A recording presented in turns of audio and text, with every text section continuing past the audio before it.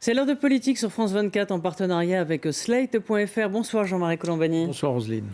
Que d'eau, disait MacMahon, que de mesures, dirions-nous d'Édouard Philippe. Un foisonnement, une énumération, une liste de courses à faire dans le caddie de l'acte 2 du quinquennat.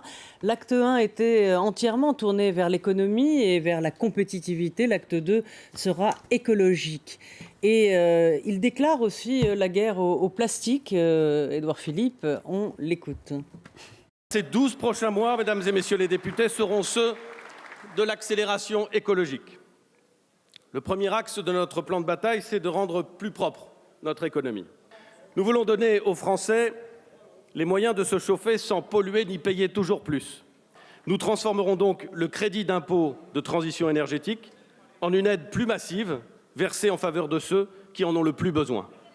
Le deuxième axe de notre plan de bataille, c'est de rompre avec le gaspillage, d'en finir avec un modèle de consommation dans lequel les mines sont toujours plus profondes et les montagnes de déchets toujours plus hautes. Voilà, autre sujet important aussi, la fiscalité, 27 milliards d'euros pour les ménages sur ce 5 ans. On écoute à nouveau le Premier ministre. Avec le Président de la République, nous avons reçu 5 sur 5, fort et clair, le message d'exaspération fiscale que les Français nous ont adressé. Ceux-ci ne veulent plus des mots, ils veulent des actes. Nous avons donc décidé d'une baisse d'impôts historique. Au total, sur l'ensemble du quinquennat, les impôts des ménages baisseront de près de 27 milliards d'euros. Je vous confirme que la taxe d'habitation sur les résidences principales sera intégralement supprimée pour l'ensemble des Français. Voilà, justice sociale, retraite, PMA, le discours était-il fait pour plaire à tout le monde, mais n'était-il pas plutôt destiné au champ politique, c'est-à-dire aux politiques, à ceux qui l'écoutent dans l'hémicycle, plutôt qu'aux Français? On en parle avec nos invités. Virginie Leguet, bonsoir, de Paris Match. Carole Barjon de l'Obs, bonsoir à vous. Bonsoir. Et bonsoir Pierre Jacquemin de la revue Bonsoir. Regard. Donc un discours consensuel, on l'a dit. Est-ce que derrière le changement de méthode, évoqué d'ailleurs par le Premier ministre lui-même, ne se cache pas un adoucissement des réformes, un réformisme, on va dire, un peu en veilleuse, Jean-Marie? Je ne sais pas répondre dans l'immédiat à cette question. Bon, vous avez parlé... tout à l'heure, Oui. dans 10 minutes peut-être. Vous avez parlé tout à l'heure d'acte 2. Oui. Moi, je parlerais plutôt de seconde chance ou de deuxième chance pour le président de la République. Oui. Parce qu'il a une deuxième chance, en effet, de recoller au peloton, si j'ose dire. Et dans l'exercice que nous avons vu et que nous avons entendu hier du Premier ministre, il y a une part de l'excès de confiance revenu, qui est le résultat, me semble-t-il, d'une surinterprétation des résultats de l'élection européenne. Surinterprétation parce qu'on nous a vendu, nous, collectivement, médiatique et politique, l'idée d'un Macron vainqueur, l'idée d'un Jadot supergéant de la politique et l'idée de la disparition du clivage gauche-droite. En fait, si vous regardez, Emmanuel Macron a perdu l'élection et surtout son socle, le socle qui le soutient vraiment, est très faible. Il est de 22%. C'est très faible pour justement affronter les épreuves qui sont devant lui. Les écologistes, incapables de savoir si on est dans la répétition de ce qui s'était déjà produit dans le passé, c'est-à-dire d'un électorat qui envoie un message fort, ou bien si c'est l'amorce de la construction d'une force politique nouvelle susceptible de structurer la gauche. Ça, on ne le sait pas, mais on va voir j'allais dire, au pied du mur, le maçon au pied du mur. Et disparition du clivage droite-gauche, je n'y crois pas un instant. Mais les comportements ça, sont les mêmes, enfin les comportements droite-gauche restent. Il le dit d'ailleurs, Édouard Ce qui s'est Philippe. produit, c'est un vote anti-parti. Alors, et la preuve, c'est que ce gouvernement a beaucoup de mal à sortir des frontières de la droite dans lesquelles il s'est installé. Donc il faut avoir cela en tête. Et je pense qu'ils sont un petit peu trop aujourd'hui dans l'excès de confiance. Après, sur le fond, sur la question que vous posiez, c'est très simple. C'est une lecture assez basique des résultats du scrutin.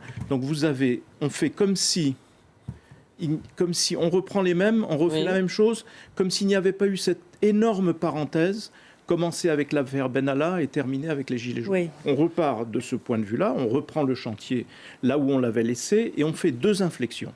Une inflexion écologique, donc l'accélération ou l'urgence écologique comme on voudra, et une inflexion fiscale en direction des classes moyennes. Ce sont les deux leçons, avait été amorcé, les deux leçons qui sont tirées du scrutin. Voilà, si on veut résumer les choses. Après, réformisme, non, parce que le réformisme subsiste, parce que ce qui est en ligne de mire et ce qui va se qui va être le plus difficile à affronter, c'est évidemment la réforme des retraites. Oui. Sur la réforme des retraites, ce gouvernement peut aller dans le mur ou bien passer l'épreuve. Ça, on ne peut pas le savoir à ce stade. Alors, est-ce que vous êtes d'accord avec ce que dit Jean-Marie sur l'excès de confiance? Est-ce que, justement, il n'y avait pas plutôt un peu d'humilité dans ce deuxième discours de politique générale? Je ne sais pas qui veut répondre. Vous dites excès de confiance. Je l'ai trouvé un peu... presque un peu mou sur les nouvelles réformes à venir. Je ne sais pas.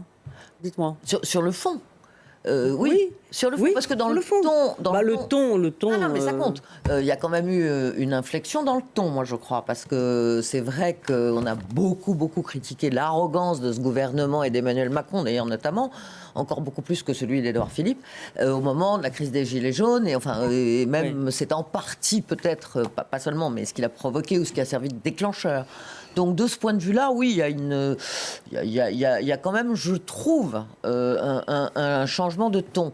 Maintenant, sur les réformes elles-mêmes, honnêtement, là, moi, je suis d'accord avec Jean-Marie, c'est plutôt un acte 1 bis.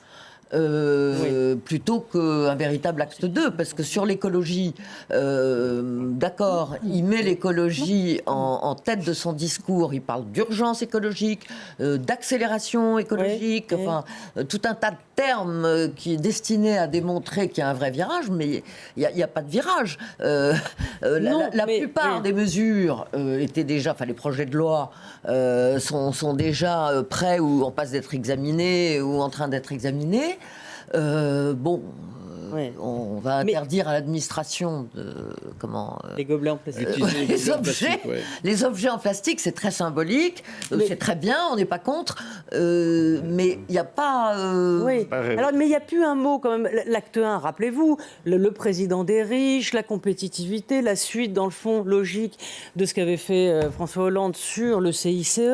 Donc, tout miser sur l'économie française pour qu'elle reparte. Donc c'est vrai, aujourd'hui, hier, il disait le chômage baisse, l'attractivité de la France revient, chouette, c'est bien. Donc la compétitivité, c'est fini. On met vraiment l'écologie au fronton de la gouvernance. On peut s'interroger sur cette soudaine appétence de l'exécutif pour l'écologie, qui d'ailleurs ressemble à celle qu'il avait manifestée au moment de la campagne des européennes, où à la dernière minute, la profession de foi de la liste LR avait été transformée, avait été ornée ou rajoutée toute une introduction écologique. Donc là, c'est exactement pareil. Il a fait un discours de politique générale qu'il a ouvert par un grand développement sur l'écologie, tout en reconnaissant lui-même qu'il avait mis très longtemps à se convertir à la cause, et reconnaissant implicitement qu'il n'était converti que modérément. Et d'ailleurs, les mesures qu'il a annoncées sont des mesures un peu d'habillage ou cosmétiques. On ne voit pas très bien ni où, ni quand, ni comment, ni combien ça va coûter. Moi, il y a quand même une chose que je voudrais dire et revenir sur ce qu'a dit Jean-Marie tout à l'heure. Vous avez dit que ce gouvernement était ancré à gauche depuis l'origine. Ce n'est pas tout à fait le cas. Le gouvernement, l'exécutif où Emmanuel Macron a été élu... Ancré à droite. Entrée à droite, pardon, oui. Et bien justement, c'est ça que je voulais vous dire, pardonnez-moi. Emmanuel Macron s'est fait élire avec plus de voix de gauche que de voix de droite, donc il n'est pas ancré à droite depuis le début, mais aujourd'hui, 2 ans après, il a plus de voix de droite que de voix de gauche. Donc, ce qui est le reflet de sa politique. Les gens viennent vers lui parce qu'ils aiment sa politique. Ce qui est le reflet probablement d'abord de la désagrégation constante depuis 2 ans du parti de droite LR, et ce qui est le reflet aussi de la façon qu'il a eu de reprendre en main le mouvement des Gilets jaunes, d'assurer qu'il était un homme d'ordre, et ça a beaucoup plu à toute une partie de l'électorat de droite. Et puis, on s'est aperçu aussi que les retraités qui avaient été finalement peu ou prou satisfaits des mesures qu'il a annoncées, ont voté pour lui aussi également. Et dans ces retraités, il y a une partie des retraités qui sont effectivement probablement issus de la droite. Rattrapé in extremis par le rétablissement de l'indexation des retraites. C'était juste avant le scrutin. Votre analyse, vous, sur le discours d'hier? Pour moi, s'il y a un acte 2, c'est véritablement pour conforter ou en tout cas valider le parti pris du chef du gouvernement, Édouard Philippe, depuis le début de ce quinquennat. Je pense qu'il y a eu une bataille idéologique au sein de la majorité pour faire dire à un moment donné que ça n'était plus tenable et de gauche et de droite, et que je pense qu'à un moment donné, Édouard Philippe a voulu dire stop, maintenant on assume de mener une politique de droite. Et je pense que si aujourd'hui il y a un acte 2, c'est uniquement pour valider l'orientation politique de on mène une politique de droite où effectivement il va y avoir des réductions dans les impôts, mais qui dit réduction dans les impôts, ça veut dire aussi aller chercher de l'argent ailleurs, et on sait qu'aller chercher de l'argent ailleurs. Il y a quelques marqueurs de gauche quand même sur le bonus-malus des entreprises. La PMA est peut-être un marqueur et la PMA. de gauche. Allez, On est d'accord pour je ça vous concède que sur la PMA, mais bon, encore qu'elle n'est pas encore promulguée, la loi n'est pas encore promulguée. La dégressivité aussi des... Non mais attendez, mais d'accord, ok, on peut trouver ici et là des petites orientations qui montreraient qu'il y a possiblement une orientation de gauche. Mais non, tout ça est totalement faux. De la même manière que sur la question écologique, on ne peut pas dire en même temps je vais mener une politique écologique et pas faire de propositions, pas aligner l'argent, pas aligner les budgets qui vont être consacrés à la politique écologique, parce que c'est plusieurs milliards qu'il faudrait consacrer à l'éolien sur les mers, comme il l'envisagerait apparemment dans son discours, c'est ce qu'il proposait. Et en même temps dire on continue à mener une politique de croissance, une politique d'accumulation des richesses comme il l'a proposé hier. Ah bah oui. C'est-à-dire qu'aujourd'hui, tout le monde converge vers l'idée, et d'ailleurs... Pourquoi vous voudriez qu'il soit dans la décroissance? En étant vert, on est forcément dans la décroissance? Je ne dis pas qu'il s'agit de faire de la décroissance, il s'agit de mener une production, de conduire des productions, d'avoir une production dans notre pays qui soit responsable déjà. Après, la recherche à tout prix de la croissance, oui, je pense qu'on doit interroger la recherche à tout prix de la croissance. Est-ce qu'elle est compatible, la croissance, avec les mesures écologiques qui doivent être prises pour pouvoir justement limiter les effets de notre production, la productivité à outrance, les effets sur la nature, les effets sur l'environnement. Ça doit être interrogé, et je pense que un des symboles quand même qui a marqué ce quinquennat, ça a été Nicolas Hulot, et il l'a dit clairement, on ne peut pas mener des politiques écologiques avec le libéralisme tel qu'il est aujourd'hui incarné par Emmanuel Macron. Et je ne crois pas qu'il y ait une rupture dans cette politique-là. C'est là où il y a une contradiction totale. Je voulais simplement faire une petite remarque sur la politique qui serait de droite. Là où elle n'est pas du tout de droite, c'est qu'il n'y a plus d'équilibre des finances publiques. Si tant est que on se souvient de la montée en puissance des différents ministres de droite, bien sûr Édouard Philippe, mais Gérald Darmanin, Bruno Le Maire et Sébastien Lecornu, qui voulaient tous... On laisse tomber un peu le déficit. Au dogme, c'est vrai. 3%. C'est très français. Là, c'est totalement... Elle a raison. Attendez, je termine. Je suis au milieu de ma phrase. Là, c'est totalement abandonné. Et Édouard Philippe l'a reconnu lui-même en disant qu'il fallait bien adapter les principes au réel et que, voilà, d'une certaine façon, et je pense que là, il a avalé son chapeau, et tous les ministres de droite, comme on les appelle, avec lui. C'est juste pour rappeler à Virginie on était le bon élève, on va devenir le mauvais élève de Bruxelles. Le plus gros déficit que nous ayons eu dans la période récente a été généré par Nicolas Sarkozy, pour de bonnes raisons, parce qu'il s'agissait de faire face à la crise financière internationale, mais il a été à la tête d'un déficit gigantesque, Nicolas Sarkozy, qui est incontestablement à droite. Moi, je voulais juste revenir, si vous me l'autorisez, sur ce que j'ai dit tout à l'heure, sur l'excès de confiance.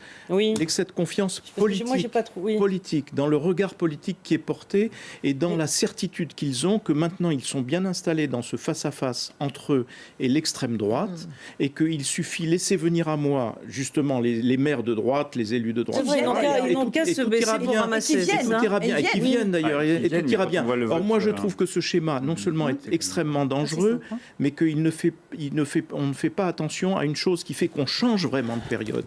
On a eu 2 ans sans élections, ponctuées par les élections européennes. On entre maintenant dans une période où il va y avoir à chaque moment des élections municipales, sénatoriales, régionales, présidentielles, qui vont scander les 2 ans et demi. Les 2 ans. Or, attendez, mais l'important, c'est que ces élections-là, elles se jouent à 2 tours.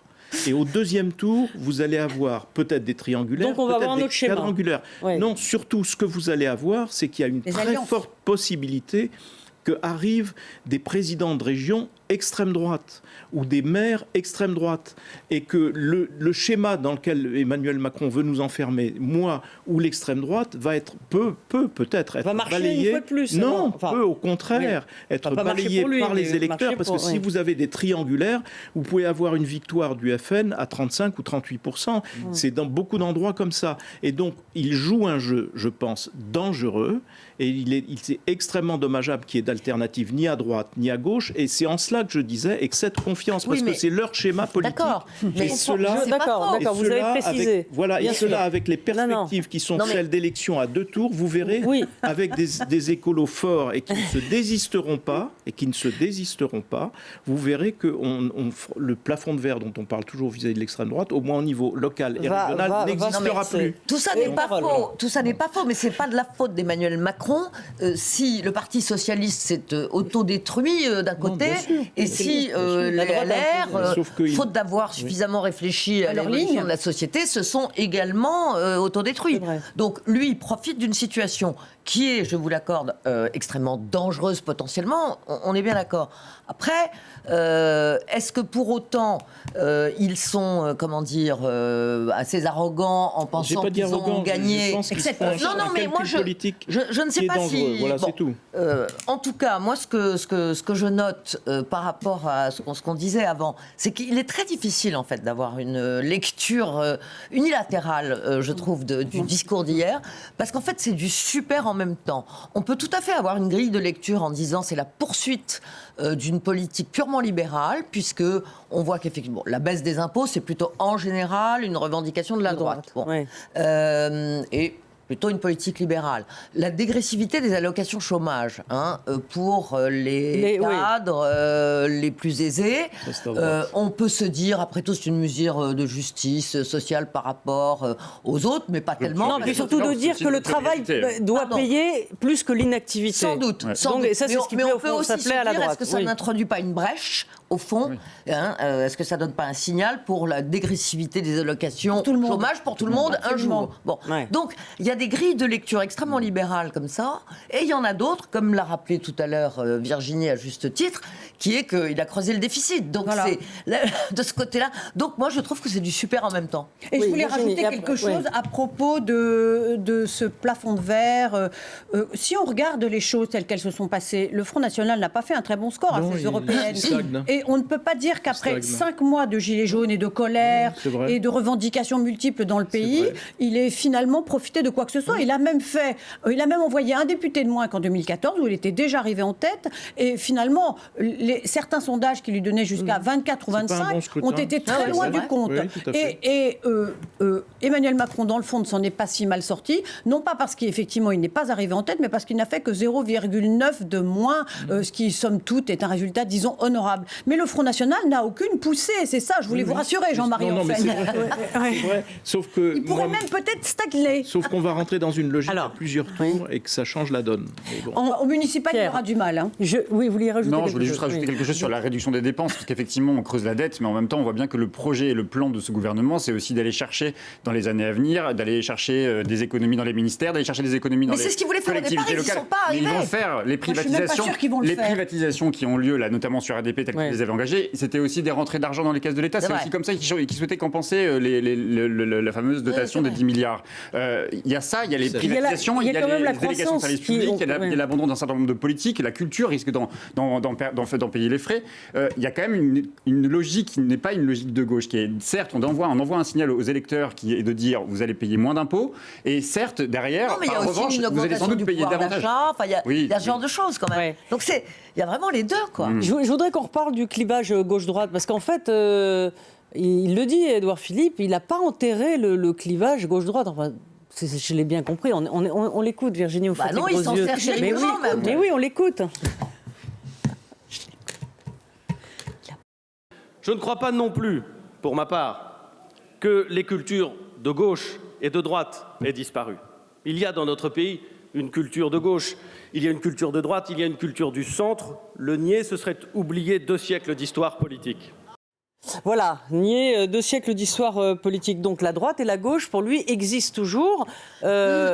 Donc il n'y a pas la mort de ce clivage, d'après Édouard Philippe. Ah, je suis Il a raison. convaincu qu'ils sont en train de réactiver, ils l'ont déjà fait, ils réactivent le clivage droite-gauche. Et d'ailleurs, en élargissant Oui, mais la Jean-Marie majorité... disait au contraire qu'il enfermait la Emmanuel politique Macron, avec Emmanuel le Front Macron et National. une partie de la majorité voulaient nous faire croire qu'effectivement il faut dépasser les Exactement. clivages. J'ai entendu Voilà. de Rugy hier nous expliquer que c'était C'est pas quand même possible, les gens sont bornés, ces vieux politiciens qui seraient par par principe opposés à quelque chose qui sont de l'ordre du parti opposé. Alors que lui-même était le premier à voter contre tout ce qui était de l'opposition lorsqu'il était député. Tout ça est absurde, totalement absurde, et on veut nous faire croire qu'effectivement il n'y a plus de droite, il n'y a plus de gauche, alors que précisément aujourd'hui le clivage se renforce et au contraire on montre justement à travers l'extension, la petite extension de cette majorité qu'aujourd'hui il n'attire que la droite et qu'aujourd'hui Emmanuel Macron devient le super patron en fait de la droite. En revanche, une chose est sûre, c'est qu'il y a un travail à faire à gauche, parce que autant à droite il y a un projet et ils assument d'être de droite, il n'y a pas de problème, autant à gauche effectivement je pense qu'il va falloir réinventer. Il y a un espace et sans doute cet espace doit se structurer autour de la question écologique, mais elle ne peut pas se résumer à la question écologique, parce qu'il y a maintenant l'écologie serait ni de droite ni de gauche selon certains aujourd'hui écologistes. Donc je pense qu'il y a une partie de la gauche qui doit travailler justement à un projet qui serait un projet qui effectivement s'inscrit dans ce qu'a été l'héritage et la tradition historique de la gauche, mais le clivage est toujours existant. Quelle que soit la mesure que l'on prend, on voit bien dans quelle perspective elle s'inscrit. J'allais même dire, il est plus dur encore que quand on regarde le résultat du vote d'hier, on voit bien que Édouard Philippe a recueilli 363 voix, ce qui est moins que en 2017 où on avait recueilli 370. En revanche, les contres, tous les contres, ils sont 163 hier et ils étaient 67 en 2017. Donc le clivage, je ne sais pas si il l'a renforcé. Non, ce que je veux dire, c'est que les oppositions se sont durcies et renforcées. Donc je ne sais pas si c'est un clivage gauche-droite, mais en tout cas, Emmanuel Macron a en face de lui des oppositions qui sont durcies, résolues à ne plus rien lui laisser passer. Ça ne sera pas si simple que ça. Pour poursuivre dans ce qui vient d'être dit, et si on veut flatter le président de la République, on peut faire la comparaison avec De Gaulle. Parce que De Gaulle commence, mais De Gaulle commence exactement comme ça. C'est quelqu'un qui dépolitise en fait, qui dépolitise absolument et qui se place au-dessus de la droite et de la gauche, qui nous explique que la droite et la gauche, ce sont de vieux concepts et que voilà. Et puis ça ne dure pas. Qu'est-ce qu'il devient ? Il devient le chef de la droite, progressivement le chef des droites. C'est ce qui est en train d'arriver à Emmanuel Macron, me semble-t-il. Et de ce point de vue-là, le discours ne change rien. Il y a beau avoir quelques petites gouttes comme ça en même temps, c'est vraiment infinitésimal par rapport au socle, qui est un socle assumé de plus en plus d'un président de centre. Mais ce qu'il réclame dans le fond, Carole, c'est une coalition d'idées.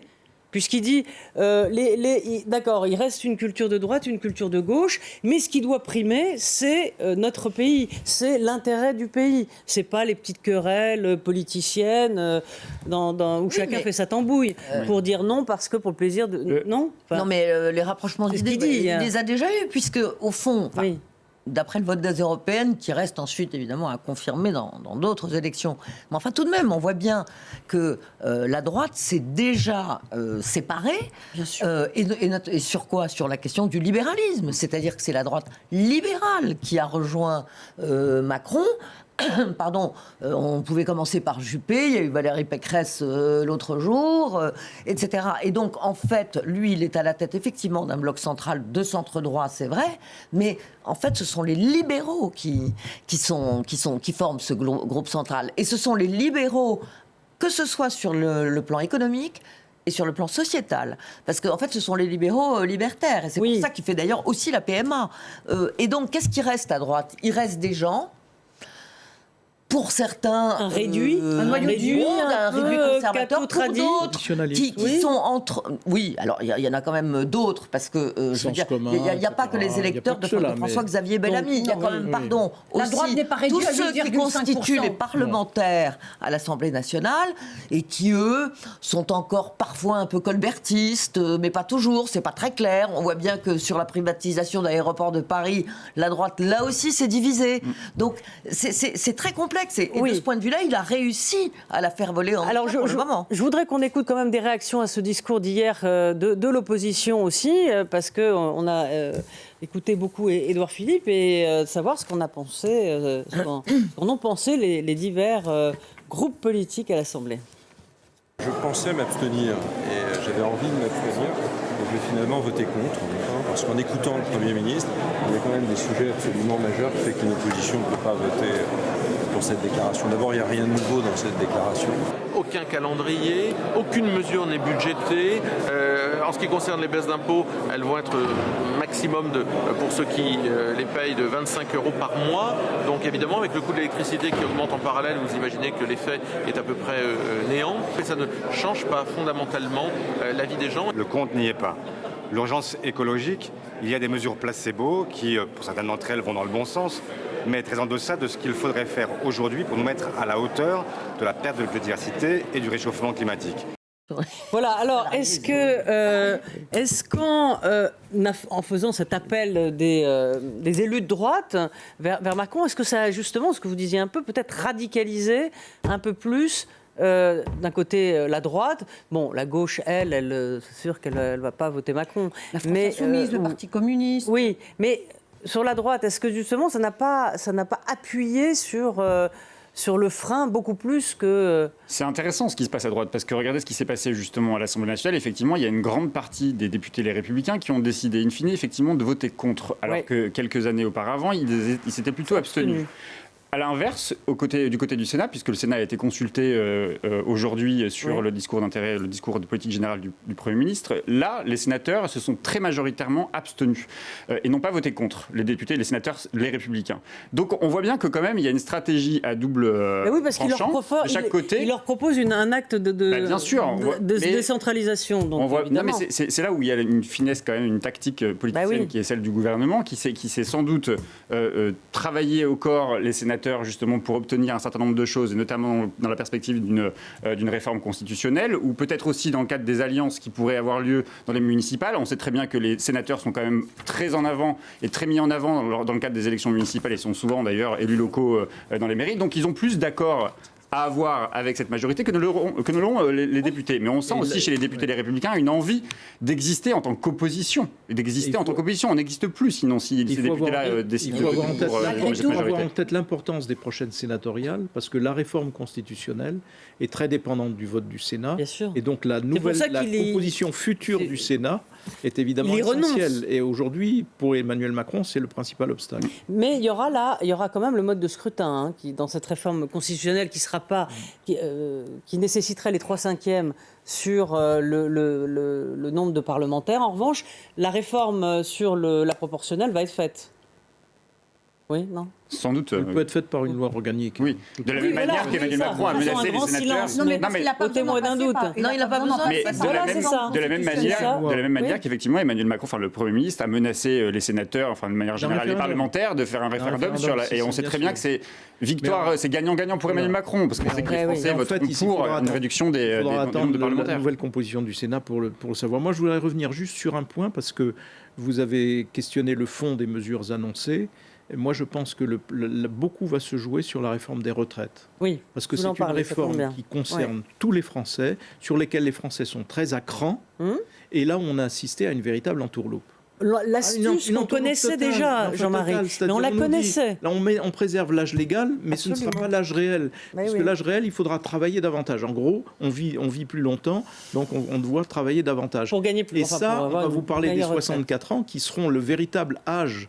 Et donc là, les gens vont se dire, on nous prend un peu pour des... Donc voilà. Et là, je ne sais pas comment les Français vont réagir. Ça, c'est très sensible. Je ne sais pas comment les Français vont réagir. Et c'est là où je trouve que c'est un peu... Et je pense que Jean-Marie, c'est déjà le cas aujourd'hui. Les Français ne partent pas. Ils partent à 63 et ils ne partent pas à l'âge légal déjà, parce qu'ils ont compris qu'en restant plus longtemps, ils avaient une meilleure retraite. C'est déjà le cas. Mais c'est un sujet extrêmement sensible, et je pense que s'il passe cette réforme, il pourra passer ce qu'il veut. C'est pour ça que je parlais de réforme adoucie. Derrière cette densité, non, mais attendez, pas sur les retraites. Pas sur les retraites. Non, c'est pas adouci là. Non, mais quand je dis adouci, quand je dis bien évidemment, non. Ce sera un choc dans l'opinion. Mais je dis hypocrite. Est-ce que fallait mieux pas ? Parce que c'est justement le problème, c'est que avec les gilets jaunes, les Français se sont floués à chaque fois. Qu'est-ce qui se cache ? En fait, il y avait un réel problème de confiance entre le gouvernement et les Français. Mais en continuant comme ça, à ce que vous disiez, à faire des entourloupes, est-ce qu'il n'aurait pas plus intérêt à dire on change l'âge légal ? C'est ça où je trouve que c'est un peu petit bras. Pas toucher à l'âge légal, c'est pour ça. Oui, mais d'accord. Mais il le contourne. Il y a l'âge légal, et comme il a appelé hier, je crois, Édouard Philippe, c'est l'âge d'équilibre. Et l'âge d'équilibre, il le situait implicitement. Oui, mais c'est ça qui ne va pas, c'est cette confiance. On se focalise, à raison, parce qu'il y a un tourloupe, effectivement, par rapport à la promesse de campagne sur l'âge légal, mais il y a aussi l'affaire du point, parce que quand même, il annonce une réforme systémique, une réforme, une retraite à point, suppression des régimes spéciaux, etc. Et une retraite retraite à perdants. points. Et c'est quoi Pour la les valeur perdants. du point? Personne ne sait. Et ça promet quand même quelques débats Ben, intéressants. ça Oui. promet des débats intéressants au moment où les gens réaliseront qu'ils sont les perdants. Enfin, Exactement. Ceux d'entre eux qui seront les Mais perdants. c'est pour parce ça qu'il y que aura ça ne des passera perdants. pas forcément si facilement. Voilà. Oui. Non, Pierre ce que je voulais dire, c'est que c'est quand même effectivement une annonce qui va être explosive. Je pense qu'il risque d'être explosive d'abord sur la question de l'assurance chômage quand on va connaître le détail Oui. qui sera annoncé Ouais, dans aussi. quelques jours. À mon avis, ça risque d'être catastrophique, notamment pour les chômeurs de longue durée et ceux qui touchent une indemnité la plus petite, puisqu'on parle de 300 € en moins pour certains indemnisés du chômage. Et en revanche, la réforme des retraites, effectivement, qui a été quand même mobilisatrice, notamment sous l'ère Sarkozy, il y avait eu quand même un certain nombre de mobilisations. Et dans un climat où Là, le climat oui. social est quand même déjà particulièrement tendu, je crains qu'effectivement Mais- l'absence de concertation, l'absence de négociation avec les partenaires sociaux notamment risque d'être explosive. Oui, mais sur la dégressivité, là, en revanche, c'était sur les cadres. Pour l'instant. Oui. Donc vous dites comme les syndicats. Je ne dis on pas comme touche- les syndicats, Oui. je Non, non, dis mais juste que souvent, comme les syndicats comme on vous ne disent- dit rien ou on nous dit une On toute dit petite quand partie on des choses, commence à ouvrir une porte et qu'on met un Édouard doigt de pied, Philippe- c'est qu'on Édouard va mettre Philippe a la jambe esquissé entière. un début Oui. de mesures qui seront annoncées par la ministre du Travail dans quelques jours. Et derrière ces mesures, les syndicats ont déjà alerté sur effectivement cette intention de toucher à la plupart des chômeurs.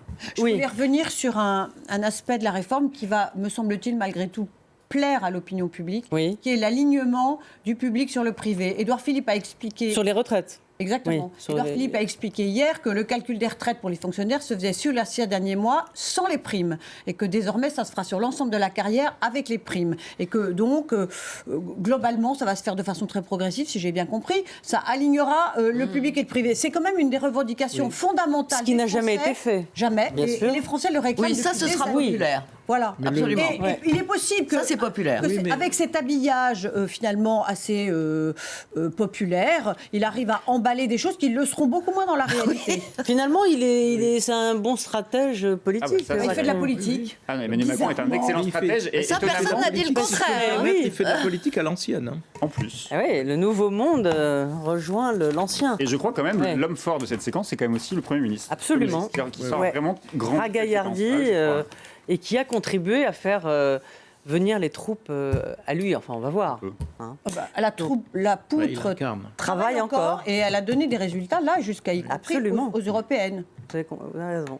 Alors, ça s'est pas vu dans le vote hein, sur la confiance. Mais Ça va se voir au, Ça va encore se voir au travailler. municipal. Non mais ça va se voir au Ouais. municipal. on passe à la chronique sur les réseaux, si vous le voulez bien, avec Véronique Reissoult.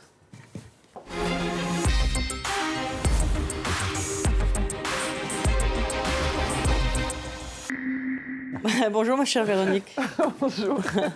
Vous êtes de bonne humeur, c'est formidable, comme toujours d'ailleurs. Il y a pas de raison. Alors, on va continuer bien sûr sur le Bah oui. discours de politique générale, puisqu'on a là, on parle entre nous, tout ça, on dit c'est bien, c'est pas bien, voilà. Mais qu'en disent les Français?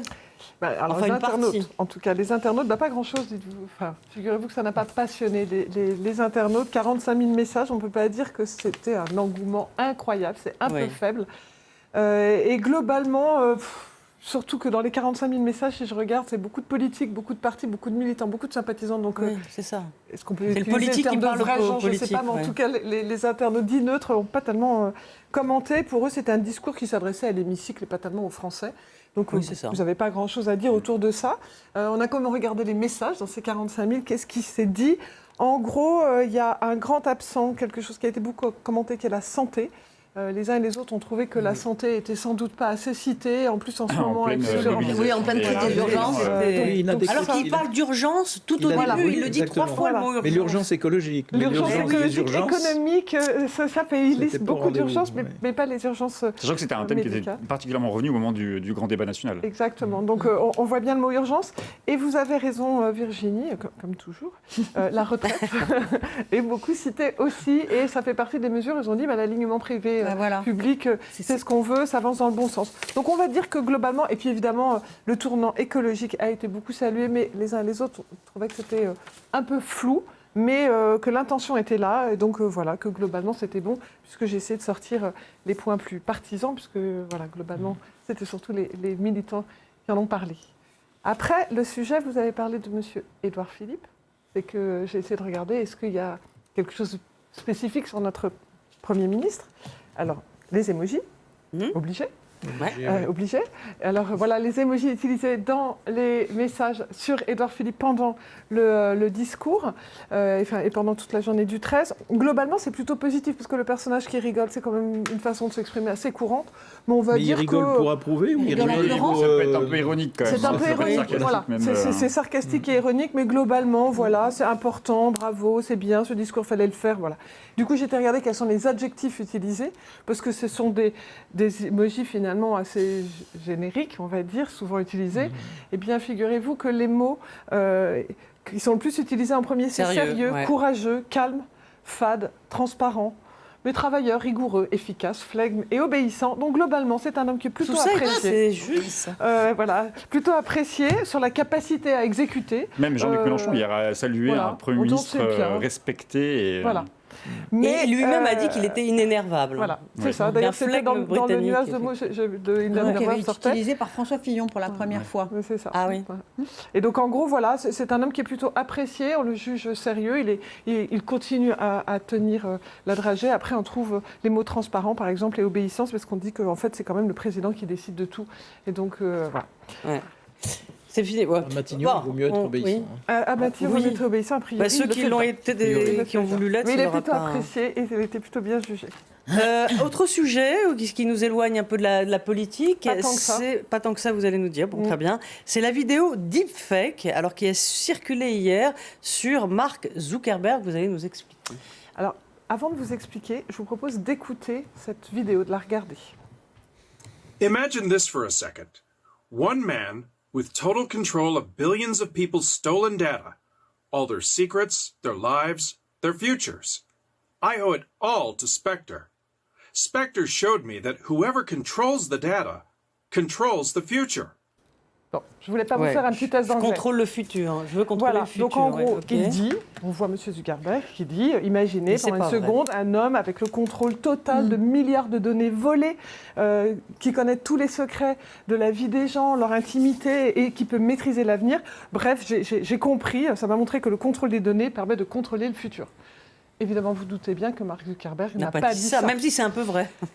Mais quand vous le voyez, vous vous dites, c'est lui, quoi. Ça ressemble vraiment à lui. Eh bien, c'est ce qu'on appelle les deep fake. Alors, vous me dites, c'est loin de la politique, pas tant que ça, parce qu'en fait, aujourd'hui, il y a des technologies qui permettent, quand on prend une personnalité très connue, alors, je vais peut-être vous montrer comment ça fonctionne, mais vous prenez une personnalité qui a été beaucoup filmée, donc on l'a sous tous les angles. Avec l'intelligence artificielle, on peut lui faire dire des tas de choses. Avec la même voix et avec la même voix, on peut tout contrôler avec l'intelligence artificielle. Donc là, on va vous montrer derrière comment ça fonctionne, mais c'est hyper angoissant. Vous voyez, on prend la voix, une fois qu'on a la voix... C'est des techniques utilisées au cinéma déjà. Exactement. Et c'est toutes les images sont utilisées. Donc là, par exemple, c'était un vrai discours de Obama, puis après, on met une voix dessus, on utilise son visage qui bouge. Donc bref, ça donne l'impression que c'est vrai. Le sujet, vous allez me dire, bon, on n'est pas là pour apprendre à utiliser tous ces sujets, mais toutes ces technologies. En fait, le sujet, d'abord, c'est par hasard si c'est Zuckerberg qui a été l'une des vidéos en premier utilisée en deepfake. Pourquoi ? Parce que Zuckerberg a dit que Facebook ne retirerait pas les fausses informations, tout au plus, il les mettrait de côté. Là, il se retrouvait dans une situation très compliquée, et il a dit hier, oui, mais en même temps, c'est ironique. Et les gens n'ont pas caché que c'était une fausse info. Donc très compliqué. Et dites-vous bien qu'aux États-Unis, dans les élections qui arrivent, ça va être utilisé. Dites-vous bien qu'on va être confronté à ça tout le temps. Et se pose la question de comment est-ce que on va dissocier le vrai du faux. Parce qu'une fois que vous l'avez vu, même si on met que c'est faux en dessous, vous l'avez vu le dire, vous l'avez vu et vous l'avez entendu. Donc, il faut préciser que les informations fausses circulent beaucoup plus vite et sont acceptées et reçues beaucoup plus vite que les vraies informations. Il y a une sorte de crédulité ambiante qui est terrifiante. C'est pour ça que ce sujet-là, pour moi, c'est un sujet presque politique, parce que les élections américaines vont avoir à gérer. Oui, mais on n'a pas encore trouvé la solution pour lutter contre tout ça. Voilà. Donc c'était pour vous faire un petit peu peur. Enfin, c'est une question de volonté politique quand même aussi. Pour l'instant, on n'a pas trouvé. Je crois que Emmanuel Macron a reçu Mark Zuckerberg. C'est difficile de contrôler. C'est très compliqué. Tout ce qui est comme information dans les réseaux sociaux, c'est quasiment impossible. Non, mais là, c'était un bon exemple parce qu'ils ont exprès annoncé que c'était satirique. J'entends bien, mais... Oui, mais ils annoncent que c'est satirique. Donc eux, ils disent, nous, on ne vous dit pas que c'est vrai, on dit bien que c'est faux. Sauf que quand la vidéo, elle est passée, les gens ont cru que c'était vrai. C'est tellement criant. Et pourtant, il y avait écrit en dessous, ceci est une vidéo satirique. Donc c'est ça la complexité des choses. Le politique ne peut pas tout faire. Il y a un moment donné où... Le politique peut faire des choses. C'est-à-dire qu'effectivement, quand les États-Unis décident de supprimer la neutralité du net, par exemple, ça veut dire que ceux qui ont de l'argent et qui veulent favoriser des contenus qui seraient des contenus faux peuvent le faire. Et là, le politique peut totalement interagir et interdire ce type de promotion. En tout cas, la neutralité du web, je pense que c'est une décision catastrophique qui a été prise aux États-Unis qui va impacter évidemment des pénalités financières maximum. Non, il y a des choses. Il y a plein de choses qu'ils peuvent faire. Si on veut, on peut. Non, il y a plein de choses qu'ils peuvent faire. Ce qui est très angoissant sur ce sujet que je vous montre là, c'est qu'en fait, le politique, c'est pas celui où il peut le plus. On parle aussi de démanteler les GAFA. Il y a aussi cette possibilité-là qui est encore possible. Merci beaucoup, merci. Je vois que le sujet vous passionne. C'est vrai qu'on est mal barré. Merci. Je suis pas mal barré, mais en tout cas, ça va faire. Voilà. Résumé de 40 minutes de débat. On est mal barré. Merci à tous et merci à Charlotte Urien-Tomaca d'avoir préparé cette émission et merci à toute l'équipe technique. Merci.